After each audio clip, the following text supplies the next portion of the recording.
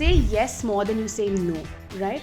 I think that is the only way to really get as many experiences as you can under your belt. Experiences help us build competencies, capabilities, skills, whatever you want to call it. You need to make sure that your leadership team, your MD, your CHRO, CFO, head of marketing, sales, legal, whatever, that they're all talking the same language. They're all united in your purpose. Every hire you make, you need to make that mental map whether they're going to fit into your vision. They might be the best techie in the industry, but if they're not going to fit with what you envision for your company, they're not going to be the right hire for you. Here we go.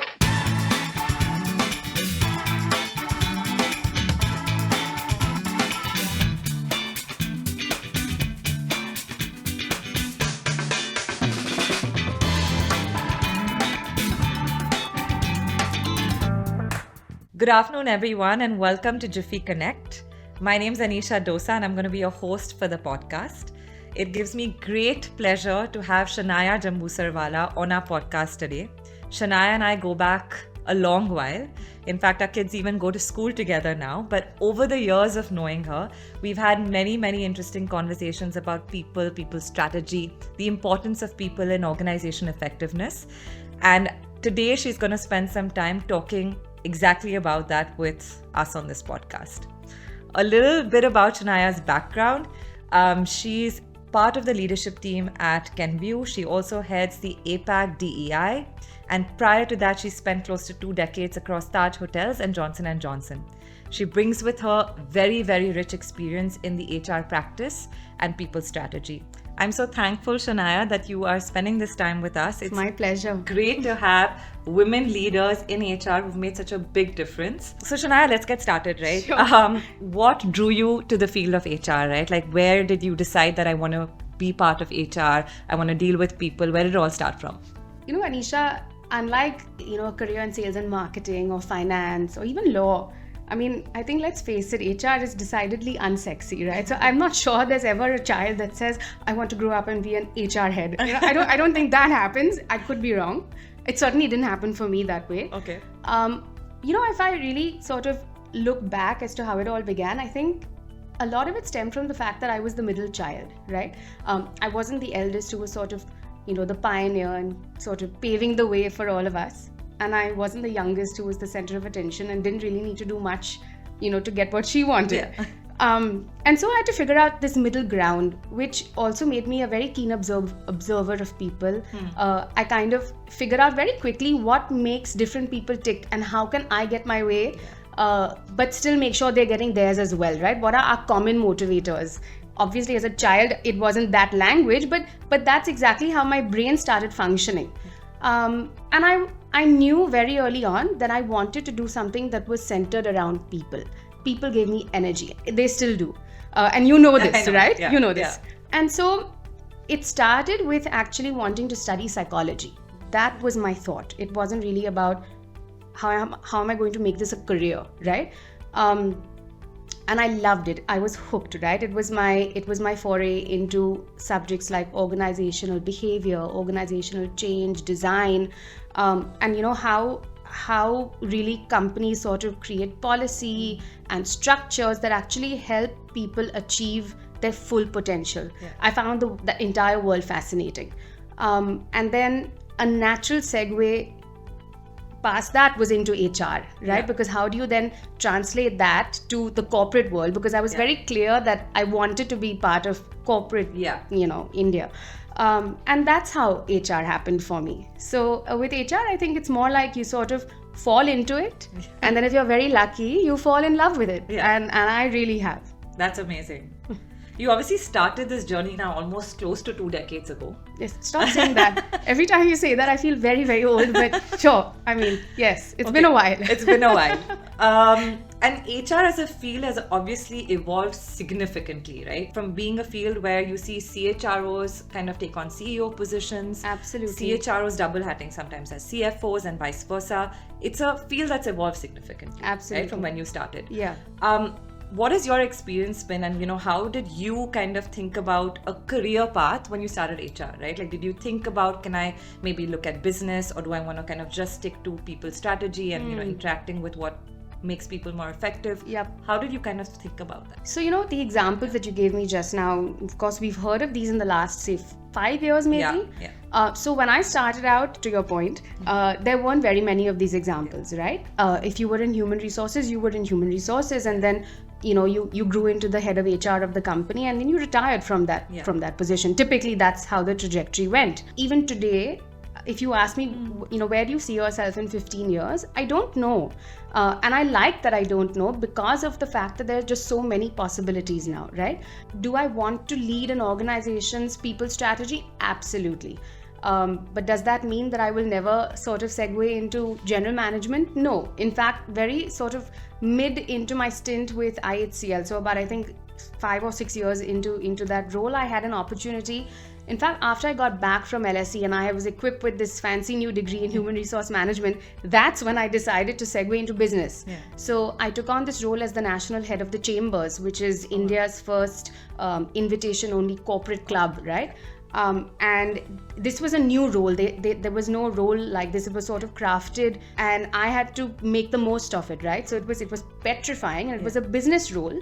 But I loved it, and I thrived, and I got a great sort of glimpse into what it's like to actually own a part of the business. Yeah. And then, of course, I wanted to go back, right? So that pull to go back into HR was huge. But I'm so glad that I did it, because I think what it taught me is invaluable, right? I carry those lessons with me today. Yeah. You can't, I think, in my opinion, be a successful head of HR if you've never really done the work, right? Yeah. If you don't know what it is that your talent is actually doing on a daily basis, it's very difficult to be an exceptionally good HR leader, right? You'll always be sort of sitting on the sidelines. And that's not how I like to operate. So yeah, I mean, that's how I think about it. That's super interesting, and also like a very interesting perspective on how to look at the role itself, right? Coming to that, you obviously have made a big shift, right? You've gone from a homegrown brand, having spent about 10 odd years at the Taj Hotels. More, I think, close to 15. Close to 15 Yeah. years. And then you segued into an MNC like Johnson & Johnson. I did. Right? And that's a significant shift, both in terms of culture, in terms of role, great change in your career. Yep. But what I would love to understand is, what did you do that allowed you to not only grow in an organization at Taj, but also would help people who are looking to move and progress in HR do things in a certain fashion, right? And it may not necessarily be what works for everyone, but what in your experience helped you? That move, from Indian Hotels, which was the only company I'd ever known, really, into Johnson & Johnson at that time. I was petrified. I remember when I was on notice, it all got too much, and I remember going into a phone booth and calling my husband and saying, I think have I made the biggest mistake of my life? And my younger son Kai was he was all of, I think, 6.5, 7 months old at the time, and we were talking about moving from an office that was 15 minutes away from home to an office that was an hour plus away from home, right? It was just all of these things, right? But there was something about the opportunity that just made me say, do it, right? I wanted that experience. I felt like I needed the experience. You mentioned cultures being very different, and I think that's where I would tend to disagree. I was very, very careful in choosing my next organization, and when the Johnson & Johnson role was shared with me, I was super excited about it, because I knew that the culture shift would be fairly seamless, and it really was. So Johnson & Johnson is a company that they have a credo, what they call their credo, which is this sort of page-long manifesto of who they are and how they want to operate in the world. And they really live by this credo, right? It's not just a piece of paper. And I just found that very, very similar to the Tata values, right? And the Tata values also being very strongly sort of pushed down through companies, and they stood the test of time. Absolutely. And so I found a lot of comfort there. So that was how I was able to sort of make that organizational shift without it being a very jarring one for me, right? What are the sort of principles that I think one can follow to help make moves like this. And it's not, I mean, it could be industry, it is industry agnostic really, right? When you're moving from one place to another and you're moving from a mid-management to a slightly more senior management position, right? So I would say, number one, really get down in the trenches and do the work, right? Because when you do that, you're very powerfully able to tell anyone interviewing you why you did what you did and what the business impact was. You can have a litany of activities that you've done over the course of X number of years at any organization, but if the person interviewing you doesn't see the immediate business impact or the why behind what you did, it's just words, right? So really understand your business, connect it to what you did, and be able to articulate that. So I think that would be number one, right? Number two, I think really just say yes more than you say no, right? I think that is the only way to really get as many experiences as you can under your belt. And I know people talk about competencies and skills and all of that, sure, but really it all comes down to experiences. Experiences help us build competencies, capabilities, skills, whatever you want to call it. Don't get me wrong, I'm not saying become a doormat and just be the person who gets to do everything. But I'm saying say yes more often, be open to experiences, right? If I hadn't said yes to the Chambers role, I would never have gotten to do a lot of the things that I did, meet the people I met, impact business in a way that really got the MD's attention as well. So I think everything sort of falls in place, right? But having said that, I will also say, be strategic and learn when to say no. Not everything is growth for you. So I think being very clear as to what your own aspiration is, and then figuring out whether the role that's being offered to you or the project that's being given to you is actually helping you take one step closer to that aspiration. Now, for example, not once but twice in my career with two different managing directors, I was offered the opportunity to be their executive assistant, right? And typically once you're an EA to an MD, you segue into a senior business role, right? It's pretty much how it works. And I was very clear, and it was a very easy no for me both times. Both fantastic leaders, both very dynamic, would have learned a lot. There's no doubt about that. But it's not what I wanted. It's not where I saw myself. And so don't be afraid to say no, right? There are going to be people who are going to say, what's wrong with you? I mean, who says no to an opportunity like this? And you must be out of your mind. And then you have to be sort of resolute and confident in what you've done and why, right? So I think that would be number three. Just on that, having that clarity also becomes important, right? And not everybody necessarily has that. So sometimes you kind of jump into something and do it, but you may not necessarily have clarity on where you and your career want to be at that point in time. Yep, that's for sure. I think I would also then say, take every opportunity you can to work with senior leadership and ask for it.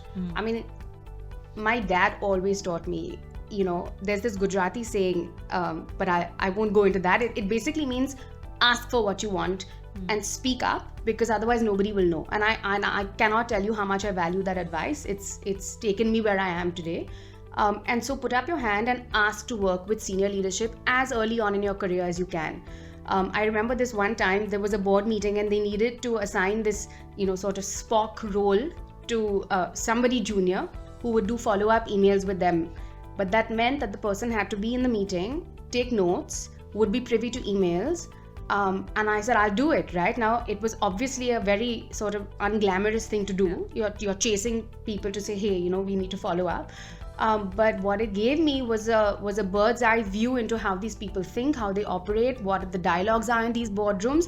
I mean, invaluable experience, right? So, and then what that also did is that as I grew more senior, I was just more confident in what the expectations were from senior leadership and how do you actually cater to those expectations, right? And then I think lastly, but perhaps most important, at that 6, 7, 8 year mark in your career, ask to be a people leader. Do what you can to get it. And it, different organizations have different structures. You may not have it on paper. Of course, that's ideal. But even if it means mentoring an intern, leading a small team, and then hopefully one day growing into leading a large, more complex team, organizations don't, they often don't invest enough in creating leaders of their talent. right? Very few do. And if you're part of an organization that does that, stay put, because it's fantastic. But if you're not part of an organization that does that, then on the job learning is where it's at, right? Yeah. I cannot stress how important it is to actually be a people leader and learn the hard way, because I think most people's first couple of years as a people leader would be dodgy if they're being honest with themselves. We're all figuring it out, right? What kind of leader are you? But then when you're moving into that more senior position in a larger organization or a different type of organization, they want to have the confidence that you will know how to lead their people, right? So I think that's how I would sum up what's worked for me. Super well said. I think I couldn't put it better. I want to go back a little bit to the question around HR as a department, HR as a function, and how it's evolved over the years, right? I think very few companies, and oftentimes you find that HR as a function gets undervalued in many ways. That has of course changed. Today people recognize it to be absolutely crucial to have a successful outcome in an organization, especially over a sustained period of time. Right. What do you think are some of the most undervalued elements of HR as a function in contributing to organization success, right? Where you feel it's really critical that HR does it and does it well, but it's not necessarily as appreciated. I think I've been very lucky in that my experience so far has been that the people function, HR function, call it what you want, actually does have a very significant seat at the table. So maybe I'll answer you from there, because I know what actually does work and where and why we've now sort of risen through the ranks, if you will, as a function. So I think the first critical role that a well-oiled people function plays is in actually answering that who are we question for an organization, and making sure that the answer to that question remains consistent over an extended period of time, right? Now, whether that means forming a purpose and then galvanizing a workforce to achieve that purpose, to identify with that purpose, setting your values, and then making sure that everyone is not just aligned to those values but truly understands them, embodies them, that those values start reflecting in the work that you do and why you're doing it. So really, that's one big value add that the HR function does, is to answer the who are we, right? And I think if that's missing, it becomes very difficult to sort of do anything else, because you're always going to be shooting in the dark, without that sort of North Star to lean on. So I think that's number one. Number two, the HR role plays a critical, the HR function, plays a critical role in actually defining the operations of an organization, right? How agile are we? How quick are we in taking decisions? What are our structures? What do they look like? Are they actually helping us achieve organizational goals? Are they holding us back? Are they roadblocks?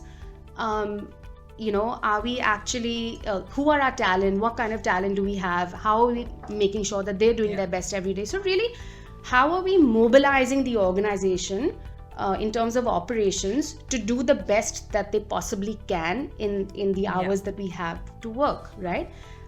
Easier said than done. And again, HR plays a very critical role here.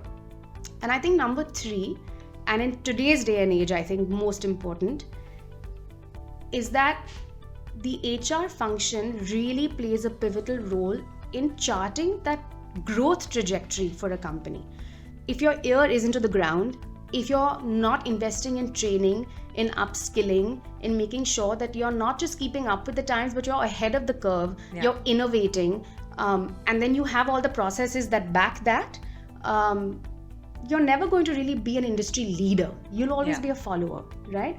And that's the difference that you see in these organizations that you hear about, because you know that they have a people function, and you hear about their people functions being sort of these galvanizing agents, right?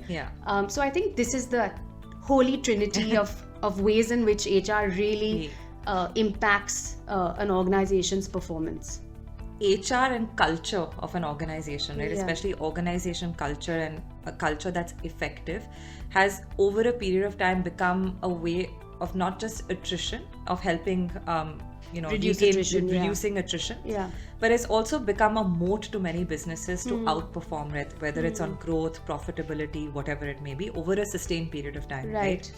Like globally, we've seen organizations like, let's say, the Googles of the world that have, been renowned for years for the kind of culture that they have, whether it's, perks on campus, off campus, family benefits, innovative workspaces. Then you have companies like a Zappos, which are, consumer centric and, very, very customer centric. Absolutely. And all their employee benefits and employee cultures is driven towards galvanizing their workforce towards that. Sure. Right? Yep. Closer to home, of course, you have all the legacy businesses that have, for lack of a better word, have sustained through time, right? Whether it's the Tata Group or the Birla Group and so Absolutely. on. Yeah. And then you have companies that are mid-sized companies, right? Regional businesses that have a lot to offer in terms of learnings, right? So recently was, chatting with this client. It's a South-based retail company, and their entire culture, and because it's a retail company, talent and retention is supremely important. Their entire culture is focused around how do you keep the family of the employee happy, right? That's wonderful. They focus on if it's your mom's birthday, if it's your dad's birthday, they sent across a gift, right? Any medical exigency, the company is there. So much so that the promoter is actually available on call should families actually want to reach out. Now, of course, it doesn't ever get overused, but the fact is that they chose family at the center of their culture, and that's how, and because family is so important in Indian culture to deciding where the children work or where the family member works, and how they view that prestige, it works beautifully, right? And over a period of time, you're talking about a company with close to 0% retention versus a sector which has 20% retention month on month. So Attrition month on month. So I think culture is very, very critical, and I use this word quite loosely because obviously it has much more complexity to it and the kind of initiatives that are important in building it. But I would love to hear from you, what do you think defines good culture, right? What's that magic formula, or what has worked? Because you've worked with organizations that have very strong cultures sustained over years. Like, what is good culture and how do you actually build it, especially for a founder like myself, still, early in our journey? What are some learnings that we could take away from, the experiences that you had?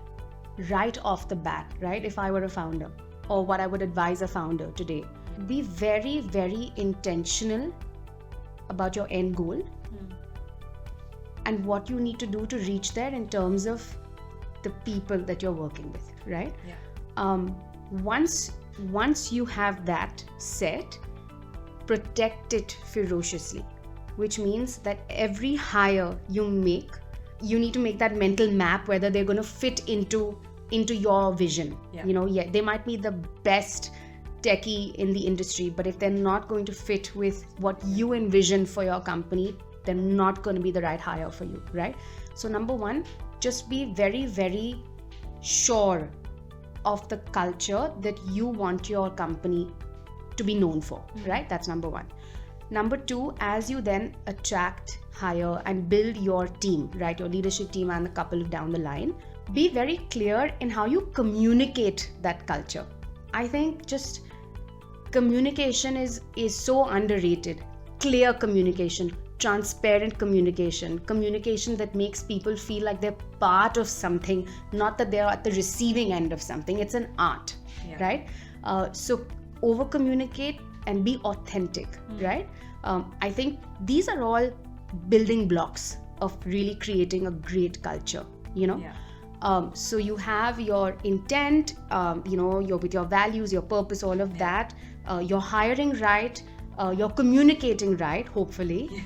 And I think that gives you a solid foundation. Then I think the next step, as your company grows, would be, when you talk about policies, when you talk about how you're growing your talent, what are the kind of benefits that you want to be known for, because you can't do everything, right? And when you're a startup, you only have that much money to burn, right? So really being very intentional about what it is that you want to offer, because everything you do is one step closer to then forming in someone else's mind what you stand for. Right? To your point, right? company X from the south had this entire thing on family and family benefit, and they want to be known as an organization that really takes pride in bringing the family along with them. That might not be the USP of some other organization. It's working well for these guys, right? So they've got it right. They know what they want to do, and they're doing all the right things, to achieve that. Absolutely, yeah. The other thing that I think I have seen companies really mess up, right, is when their leadership teams aren't talking the same language, right? And that is an issue that you'll have in a startup, you will have in a mid-size organization, you're going to have in a large-scale organization as well. And it can suddenly implode, right? You need to make sure that your leadership team, your MD, your CHRO, CFO, head of marketing, sales, legal, whatever, that they're all talking the same language. They're all united in your purpose, right? It's not a one-upmanship game. It's about how are we winning together, right? And how are our teams winning together? I mean, just for example, if the finance team sort of is in competition internally with, say, the legal team, it's you're just creating trouble inside rather than winning outside. Right? So I think that's something to really look out for and make sure that your leadership team is cohesive, unified, and really has the organization's purpose in mind at all times. So I think these are some of the building blocks of really getting a good, strong culture going that then, you're able to sustain for years to come. You mentioned something about communication, right? And I couldn't agree more. It's extremely, probably the most important thing is how you communicate not only your culture but also your values and everything that goes along with it with the organization. I've been part of organizations that have been small when they started and kind of evolved over time. I today myself run a company that started small. Of course, we've added a lot of headcount. And with an increasing employee base comes, of course, the complexity of sustaining that culture through that increase, but also comes resistance to change. Right? I think communication is definitely a very big part of how do you manage the resistance to change. And I would love to learn a little bit from you on how do you handle that change management, right? Because that can be very, very tricky because your old guards are important to you as a company, right? They know the business in and out. They have to kind of pull you through the next phase of growth. But at the same time, there's always that undercurrent of, things are changing. Change is scary, Anisha. Like it's jarring, it's frightening, and obviously change in organizations can take many forms, and sometimes the changes feel big at the time, but they're really sort of tactical. Like you're moving from an Excel-based system to a tech-based system, right? And sometimes when you're in that moment, it feels like, oh my God, like how are we going to get through this? But in hindsight, you realize that wasn't so bad. And then you've got large-scale changes now. For example, like what my organization went through when we actually separated from Johnson & Johnson into Kenvue, right? That's a large scale change, right? Because you're actually moving organizations, then you're talking about identity, you're talking about who am I, right? People have worked in that organization for decades and now suddenly you're not part of that company anymore. What does that mean for me? Have I changed as a person? It's just a lot, and you have to accept that. I think the first step is for leadership to acknowledge. And not just acknowledge within themselves, but articulate that acknowledgement. Hey, we know this is tough. We know this is a big change. We're going through it too, right? I think when you know that you're not alone, I think that in itself lets you breathe a little bit. Your guard might still be up, but at least you're not as anxious as perhaps you were before you felt that you had solidarity and support around you. I think the second thing, and of course you mentioned about communication, I would say that's a given, right? But I think really how well are you articulating the purpose for the change? Change cannot be because we said so. I mean, sure, you could try that, but it's never going to work, right? If you want me, an employee, and it's irrespective of whether I've been your employee for 2 months, 2 years, or 2 decades, if you want me to work towards your new goal, or to give my time, my effort, my energy towards that goal, you better do a good job convincing me why that goal is important and why it's important that we shift from our first goal, right?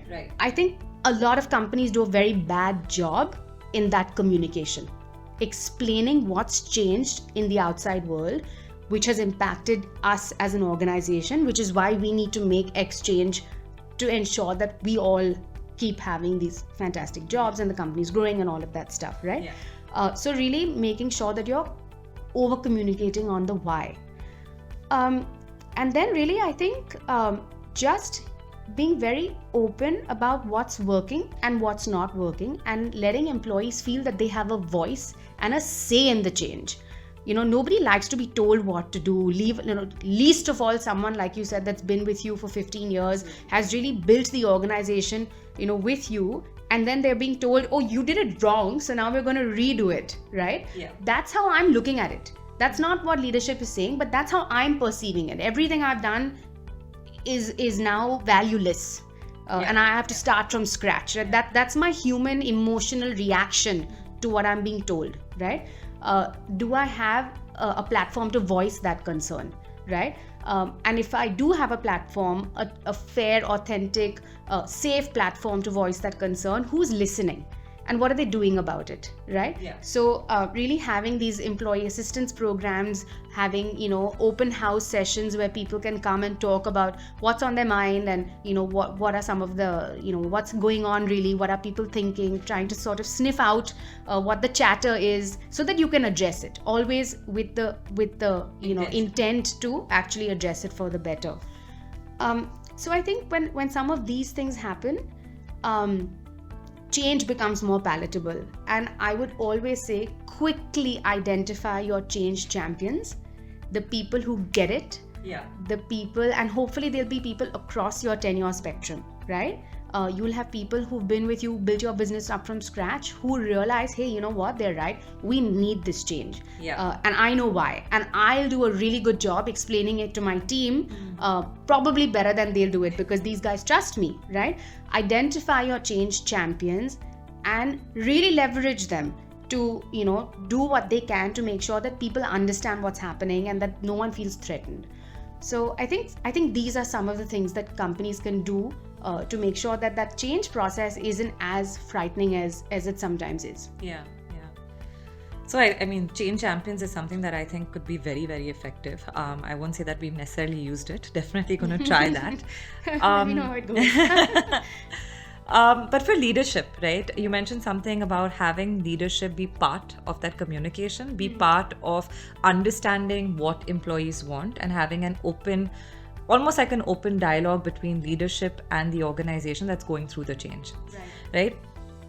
On leadership particularly, there are different functions that are outside of HR, right? So there's finance, there's your COOs, your CEOs, etc. I often find that even sometimes in large organizations, when it comes to HR problems, right, which, many times people problems are automatically categorized as an HR problem, leadership doesn't tend to be as involved as they should be, right? Or they tend to say, oh, let me pull HR in for this discussion. And it sometimes will be very small and very, targeted at a small thing that's going on that's people related. And sometimes it can be as significant as a shift, right? Whether a company is going through an M&A or a different structuring, etc. Over a period of time, I have noticed as an outside observer that companies where you have CEOs and CXOs fairly well entrenched with the people dialogue and strategy have ended up having a much more seamless outcome than those who don't. I know that the companies that you've worked with in particular have probably had a more seamless, seamless kind of interaction between leadership, HR, and kind of everyone being on the same page. But would love to get your perspective as someone who's been in this industry for a really long time.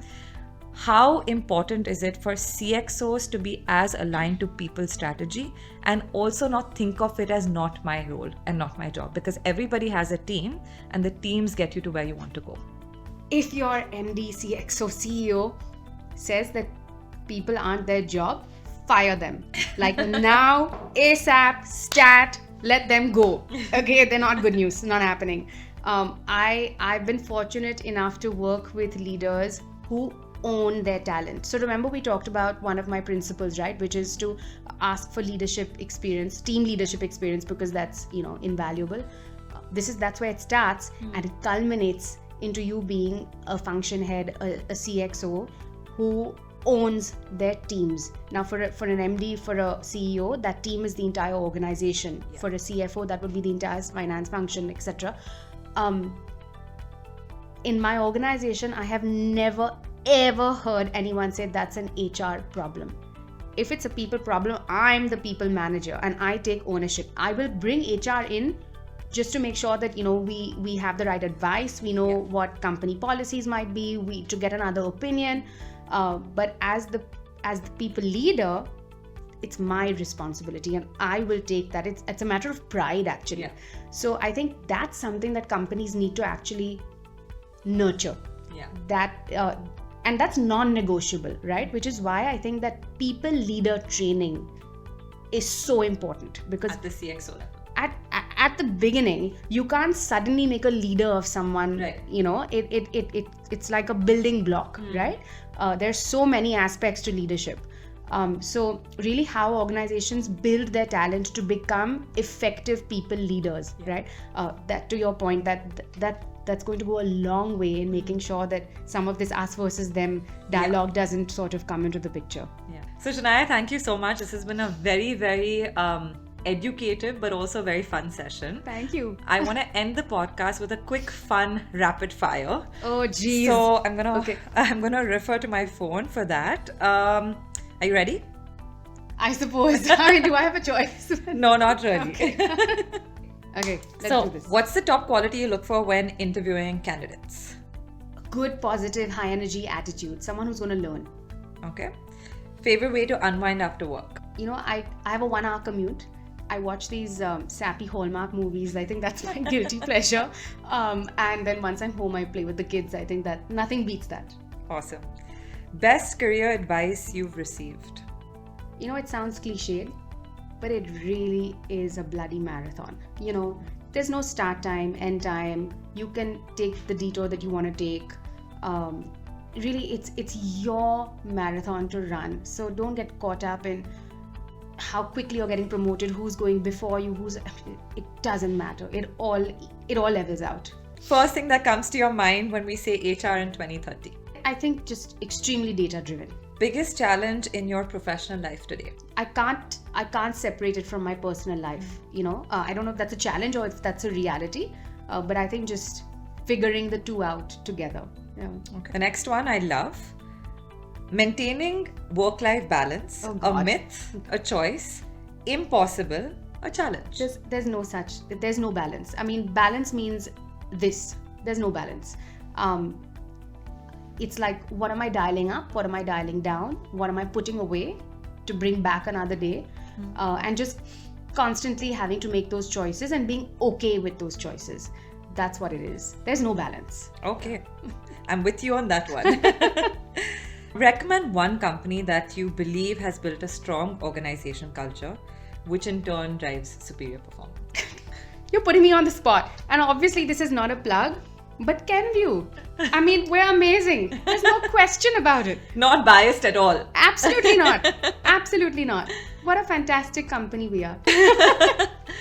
Awesome, Shenaya. Thank you so much for coming on our podcast, and thank you so much for spending this time with us and sharing with us very, very valuable lessons. No, thank you. I've obviously had the pleasure to talk to you over a sustained period of time, but I'm sure our viewers are going to love this. Thank you so much. Thank you. Thanks. It was my pleasure to be here.